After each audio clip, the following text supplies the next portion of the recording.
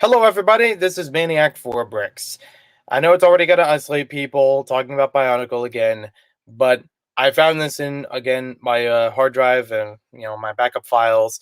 I thought it'd be interesting to take a look at through a fresh pair of eyes and see what I came up with back in the day. So it's kind of like a table read because this was a script for a video. It wasn't for any stop motion animation, unlike the previous table reads that I've done.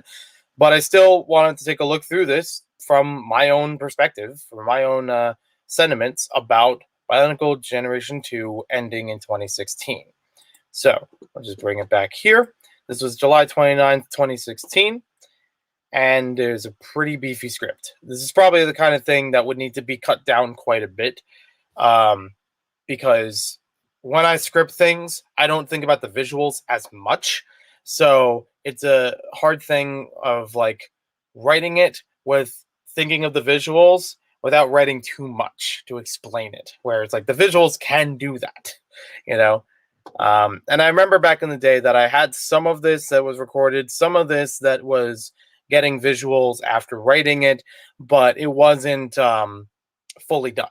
I don't remember making a formal video back then about it, or may have had some little thing afterward. I'm not entirely sure at this moment. And if there are any updates, I will put them in the description or in the comments down below.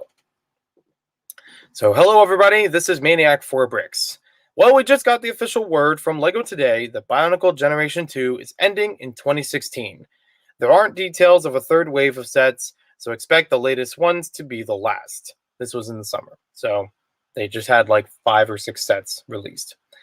LEGO even stated that some countries will not receive the latest wave of sets, and in their mind they had a good run reviving the old theme for new and veteran fans. But many fans have speculated this generation to be doomed long before this announcement. I tried to hope for the best, but I couldn't help seeing flaws in the return of Bionicle. There's a typo there. So today I'm counting my top 5 reasons why Bionicle is being cancelled. Keep in mind that this is my opinion and not in coordination with the LEGO group. I don't know why I put that part, but I'll also do some comparisons, so throughout the video and comment section, please be respectful.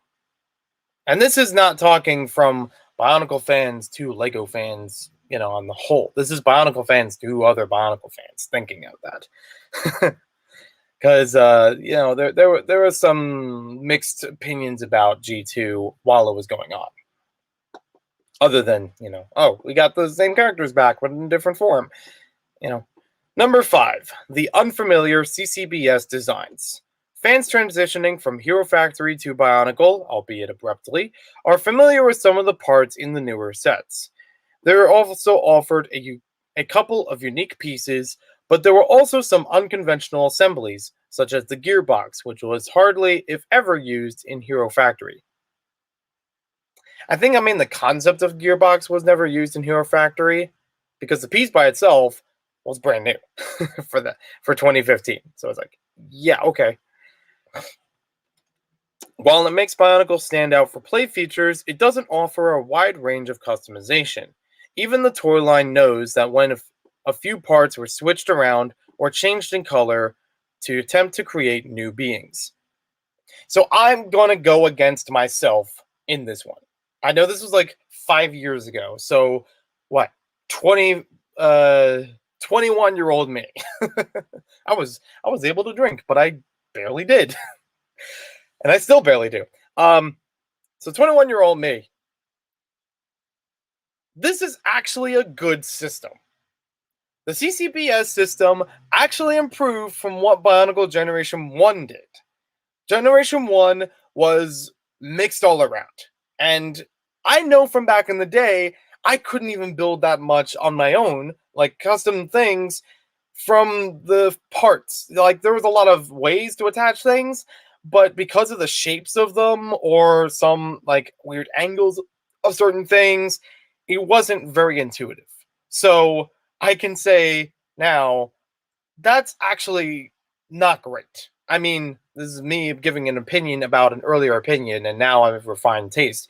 But yeah, Hero Factory back then was still kind of in the same realm as Bionicle before it, where it had a very basic structure of skeleton and a couple of parts that were always going to be added together and, you know, change a few colors, maybe a few pieces, and you have a new figure. That part I understand. But Generation 2 Bionicle, while they did do some of that, it made them uniform. And there were still options beyond that structure, that skeleton of it, to make your own things. I mean, I use the gearbox in a custom creation after this point, which basically had a whole new frame to it, basically working off of Technic. But I can see from the parts in Generation 2, you could add more to it. You could add more onto that Technic.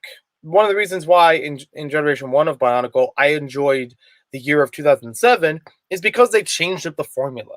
They had a lot more unique designs for the most basic of characters and not even adding new pieces to them. Or, you know, every once in a while it was new pieces or different colors or whatever, but it was something comprehensive. It was something that, yeah, I could do that with other figures or in a different way. Like Ellic is a great example of it, where you could just use a big Technic lift arm piece in the middle of his body to make a different, you know, hunched shape to his torso. And it's like, okay, you could do it like that, or you could use another lift arm piece, and you could still get different combinations out of that. Even the other, you know, more standard Bionicle characters had more onto them, had more accessories onto them. And Generation 2, while it did borrow a bit from Hero Factory, still had that available. So maybe this is a little bit of the, I don't know if I agree with the Hero Factory stuff, but I can see other people who were against it too. It kind of comes back to a classic feeling and sentiment of fans wanting more Bionicle. You're never going to get the same thing again. I can say that for certainty, as somebody who grew up with it, you're never going to get the same Bionicle sets that first came out or in the very early days. Those designs do not work. And they do not work for long term. They can be customized to some extent, but they are very prefab pieces. Even Slicers and or Throwbots, if you may, or Robo Riders before it. Very, very specific of how you could use them to make any of the given figures. There's only a little bit of variation in between them. So yeah, okay. Covered that one. Number 4, the characters were simple from the start. Personally, when it started in 2015, I was not a fan of the narrator and Toa voices being the same person. He had a great voice, but there lacks a uniqueness to each Toa's and Protector's words when it came from the same person. You can only enunciate words so many different ways. Plus, I wasn't a fan of Onua being the token, strong but dumb character. Strength suits Onua as well as his element, but the voice, now I can't take him seriously. So this is a thing that I would still feel to this day, but this is really only talking about one media that Bionicle was distributed through. In Generation 2, they had web animations on the LEGO website and on YouTube that were the most accessible and most public way of understanding the story. But it was still on a bite-sized style. It was very nice of the animation itself, but the characters didn't get to show themselves very greatly because you had one person voicing everybody. It's like it's like if a parent was reading a book to a child, and the book had several characters in it, so he just changes his voice a little bit to be a different character, and then he becomes this character, and then he becomes this. But you can still tell it's the same person all throughout it. I think I'm not saying that I hate that trope, but I don't think it worked well for Bionicle itself. When we were very used to characters having different voices or personalities in general, where it felt like this was almost the same thing for everybody, except for, like I said, Onua, where, oh, I talk different, so I must be strong but dumb. Like there's almost a bassy tone to a lot of characters like that in animation that maybe that trope itself I don't like. Um, and I just didn't want to see for this character particularly to be treated that way. Um, the original Bionicle run of Onua treated him as strong but wise, And I don't know if that wisdom was really shown through the animations. Um, Maybe it was, and I didn't really recognize it. So number 3, the toy production line, unlike the building style, was hardly varied. Okay, I kind of said this earlier, so I'm not going to rehash this counter argument. Take a look at the line of Bionicle figures in the early years. 6 figures in the first wave, with 6 supporting figures, 6 opposing figures in the second wave with a Titan or vehicle, and there was a play feature or gimmick that they used to interact with each other. Let's try Hero Factory. And granted, it's not perfect either. Heck, I'll say it here that in my opinion, Bionicle Generation 1 was not perfect. Kind of what I said before. 6 figures in the first wave, followed by less than 6 somewhat larger opposed figures in the second wave with a Titan or vehicle, and few, if any, gimmicks shared among the figures. Now look at Bionicle Generation 2. 6 figures in the first wave with 6 opposing figures, then less than 6 larger and opposing figures in the second wave with no sharing gimmick and few original play features among the figures. I'm not saying gimmicks are always good, but they do keep kids engaged in the sets outside of the standard construction. But looking again, even the larger villains aren't always unique. In fact, they almost look like the Toa skeleton-wise, but with different armor pieces. There wasn't much a collectible element for the sets. There wasn't a projectile in any figure's hands outside of stud launchers. And the figures, even on the Toa side of things, often mainstream to each other outside of a few pieces. Onua was unique in 2015. Now, in 2016, he's only slightly more brawn than the rest. Kohatu used to be vastly different in construction, but now a color swap of any other Toa. Kohatu's design only worked for so long, and even then, he migrated into everybody else in Generation 1, so let's cover that. Onua, pretty much the same way. He did have a different physique, and streamlined into everybody else, in Generation 1. So there's that. Let's see. There's a lot written in here, but I'm basically breaking down the structure of the waves themselves. I remember making the visuals for this, and honestly, I don't think this was a bad thing. See, I think it was actually a better option that they were narrowed down, because then it wasn't too many sets you had to buy. I mean, yeah, it takes away from the variety of them, but it also makes each of them easier to digest.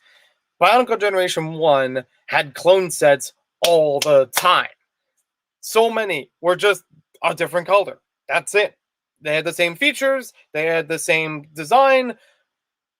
They may have represented a different element, sure, but they were the same, or they were just every way around structurally the same except the color, or 1 or 2 pieces changed.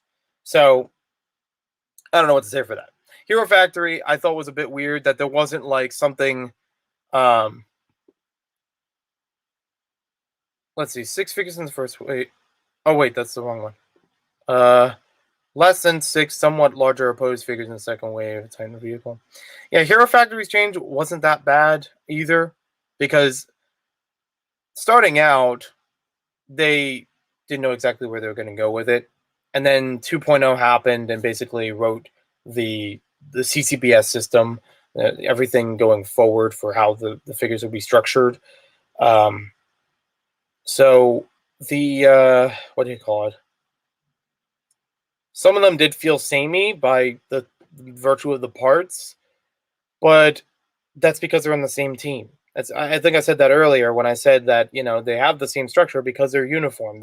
You're supposed to tell these are a team of good guys or these are a team of bad guys. They're supposed to work together well enough, but you can still add pieces to make them stand out. And Generation 2, I think, still had that available. Maybe I was just looking too much on the outside perspective. I did not write this script having every Generation 2 set. I guarantee it. When the cancellation was announced, I started buying the ones that I didn't pick up before, just because I knew that they were going to vanish.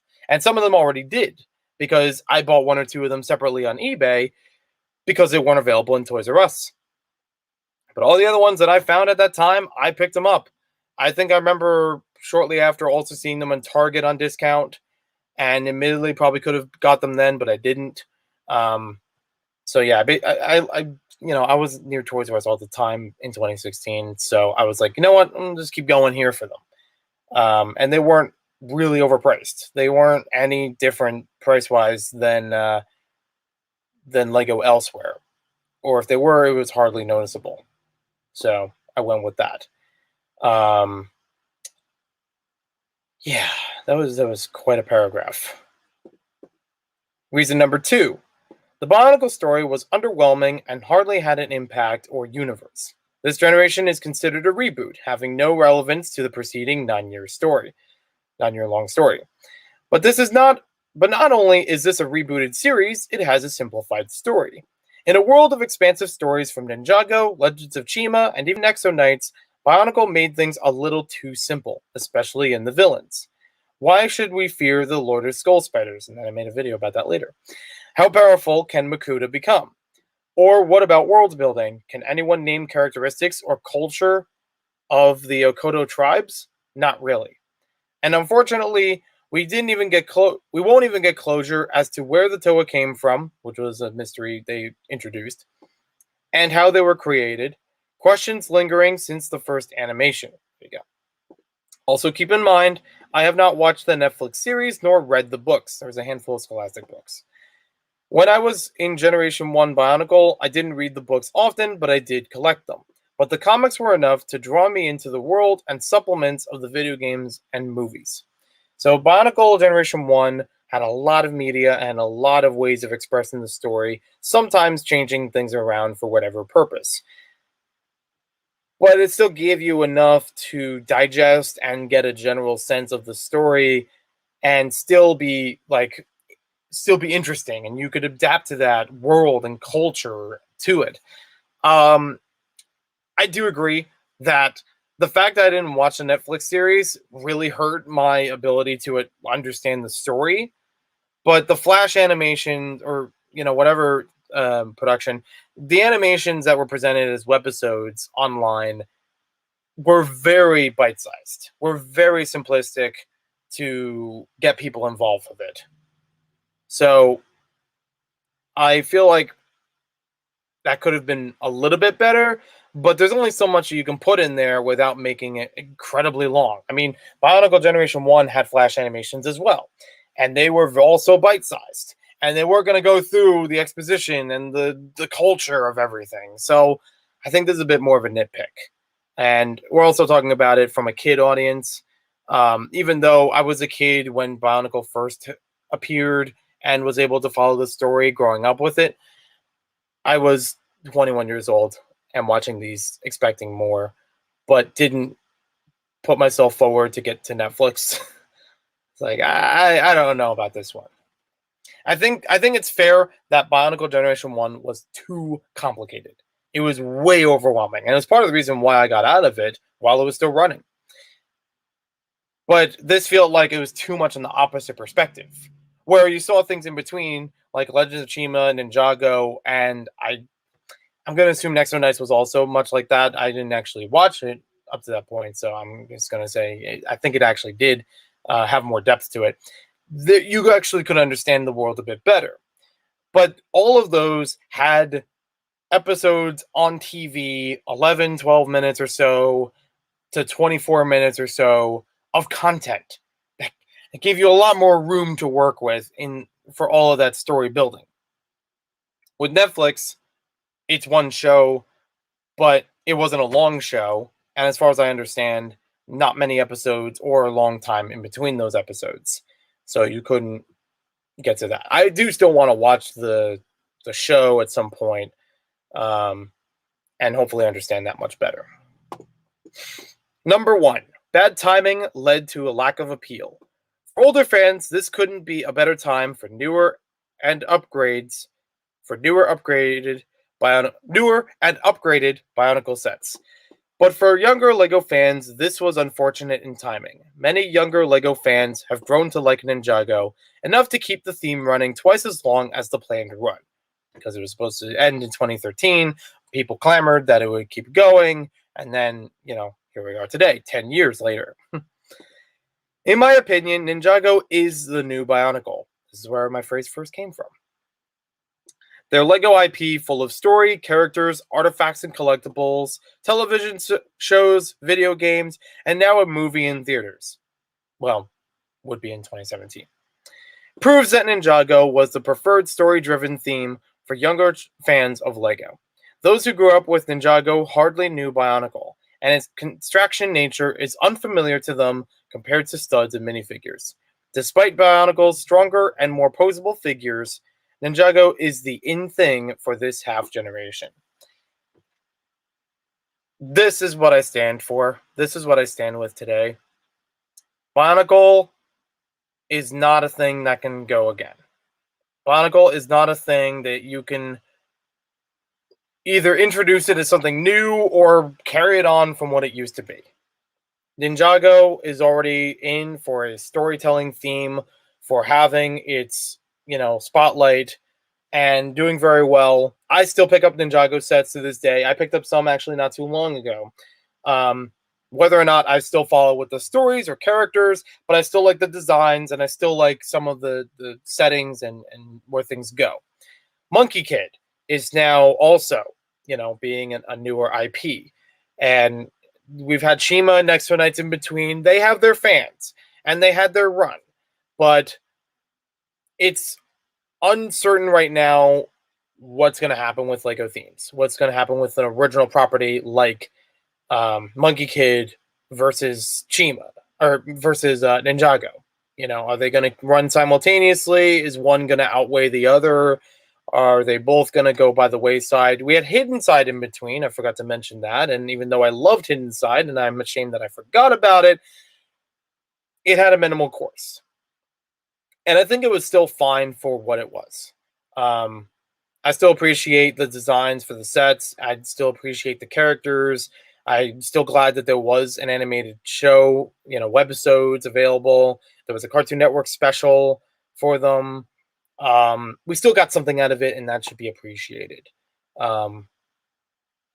So, yeah, Ninjago is the new Bionicle is a phrase that I've used pretty much because I started the script.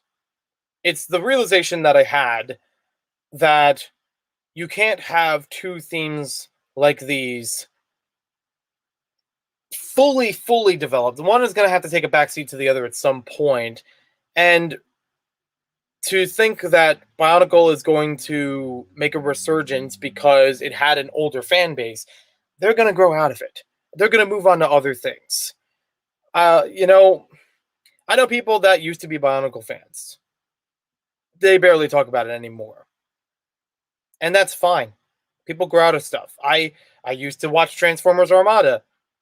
I don't watch Transformers right now, but I still respect other people who do. So it kind of going all the ways around. And I also said in there, the fact that you have these buildable action figures is a bit different than what most people are used to and can work from and develop from and expand upon. Also hurts it in the long run. I am a firm fan that it's a working building system, but it's not working for everybody. There are still people who make amazing mocks for Bionicle or with Bionicle parts or with Bionicle story incorporated into it. And that works fine. I think there is a market for that. I think there are still interesting people, and when I say market, I mean the black market, really. I don't mean like Lego should keep making those. They don't have buildable figures anymore, even with Star Wars, which, if you know Lego, if they break into something new, they usually follow it with something recognizable. So that way it's like, oh, I like this thing, and it has a new system to it. So maybe people will pick it up.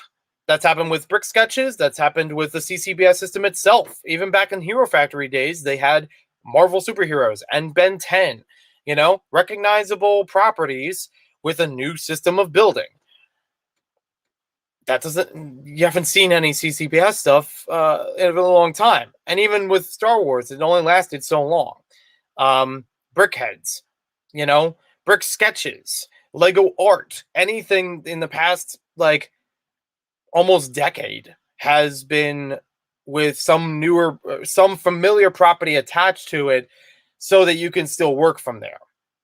You can argue the Monkey Kid can also be the same thing because Journey to the West is familiar to some people. It's not as familiar in the West, unfortunately, but there's still some merit. I mean, when I watched Jangbrick's review of the collectible minifigures, he was excited right out the gate that Sun Wukong was a minifigure. I didn't know who that was, and I know he lives in the United States. So there you go. It's I don't want Bionicle back. I don't put my chips into wanting anything else from Lego related to Bionicle. I'm not even at the point, or for any themes really. I'm not wanting any of those themes to come back, but it is cute when they reference older material, even if it's just that. I am fine leaving it at just that, and if we don't get it, we don't get it. You know, if it's a sticker, sure, that's cool. We got Rocket Racer coming up in the Lego Stunts series from City. Yeah, I'll pick it up, but I don't expect them to make a whole line based off of it. It's just a fun reference, you know? And maybe it'll get me into the rest of them, but for now, it's fine. Okay. Honestly, I like the concepts for the set designs, but the execution wasn't uninspired. During developing the characters wasn't done on the widest of media, the animations, but rather involved having a Netflix account to watch episodes. Everybody had a Netflix account at that point. I'm just being nitpicky. Even Ninjago did better drawing me in before its TV show aired, and that involves the story writing aspect. Not that it's bad to have mystery, heck, the original Bionicle did too. But but it's in the presentation that matters, and when the same voice reads lines, the figures are built relatively the same, and there's a lack of unique building options. You can see why Bionicle had to shut down so soon after starting. That's basically my conclusion, wrap up kind of thing. There was some community involvement, but not to the levels of the original Bionicle with mystery packs and collecting masks, or Ninjago with battling friends in Spinjitzu, or an invitation to show off building skills until the recent Makuta contest on Rebrick. Oh yeah, remember Rebrick? That was a thing. While hope was let down for G2, I'm still interested in buying the sets and completing the collection. There we go. Except maybe those exclusive polybags from the Eastern Hemisphere. So yeah, like I said, I didn't even have all the sets at the time, so it's a lot of judgment here for something that I didn't own. I bought some of them, but not a lot. And like I said, here I'm buying the rest of them to complete the collection out of the retail market, you know. But those are my thoughts. Okay, so that's the general. Like, what are your thoughts? So put in the comments below. So I am curious about your thoughts nowadays, or if you grew up with it back then and had different sentiments about it. If any of these points strike you, or even the counter arguments that I had strike you, I'd love to hear about it in the comments below. Again, keep everything respectful. Again, I'm under the impression I'm not asking for Lego to reboot anything.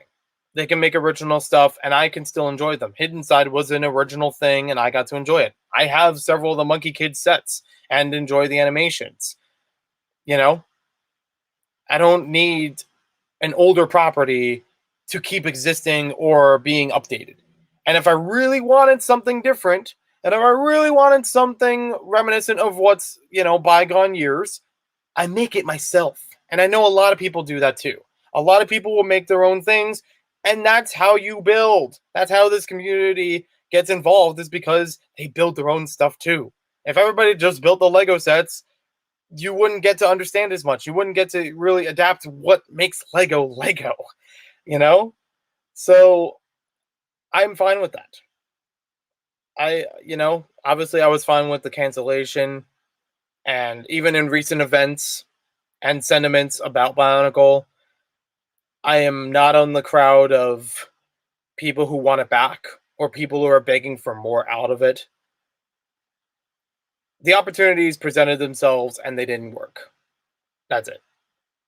And the cheeky references that we get are just that. It's not any hopes of something furthering. I mean, I've even taken video which is something that also goes by the wayside for a lot of people. I've taken the minifigures that I've picked up so far with video and adapted them to other things that I wanted to make myself. Even if it wasn't it's not based on a theme or anything like that. I still want to make my own Battle of the Bands kind of stuff with it.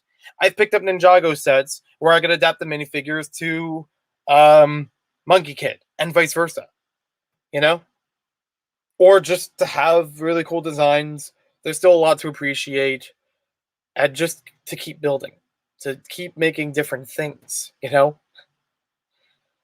So for anybody who thinks that I'm on the bandwagon for Bionicle to return, that's not the case. I am a fan of Bionicle. I appreciate what I grew up with, but I'm okay taking that as it is. I do not need it to return. I am content with what's already there. There's still a lot of material to work from. I've been writing a retrospective video for a long time, and a lot of this has actually gone into it, but probably better worded. But it served its time, and now it's gone. And that's it. And if there's any sort of life to it, it's because of the fandom. But it's not going to attract new people. It's not going to bring new material from the mothership. It's going to keep having fan base material, and that's about it. I've had other properties that came and went, from TV shows to movies to whatever's. And I'm not clamoring anymore for those to return or reboot or whatever the case may be. I am enjoying the fact that they happened. Don't cry because it's over. Smile because it happened. Dr. Seuss. So with that, have a good day. Be respectful. Be excellent to each other.